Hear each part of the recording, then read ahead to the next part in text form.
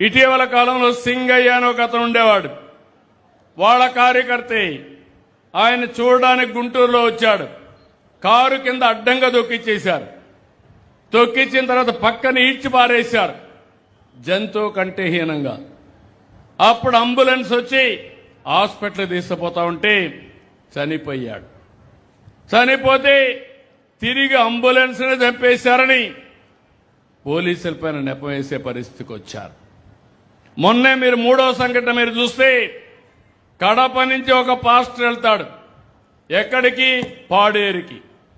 పాడేరుకి వెళ్ళి ఒక డ్రామా ఆడతాడు. ఆయన ఎవరో కొట్టారని ఆయనే కొట్టించుకొని నాటకాలు ఆడి రాష్ట్రమంతా మత విద్వేషాలు సృష్టించాలని ఒక పెద్ద నాటకాన్ని క్రియేట్ చేశారు. ఈవనాల మీరు చెప్పండి, ఇది మూడో సంఘటన. ఇక్కడ కూడా రాజమండ్రిలో ఒకసారి జరిగింది. ఒక పాస్టర్ ప్రవీణ్ హైదరాబాద్ నుంచి తాగుతూ వచ్చాడు. కడాన రాజమండ్రి కవతల ఒక యాక్సిడెంట్ అయి చనిపోయాడు.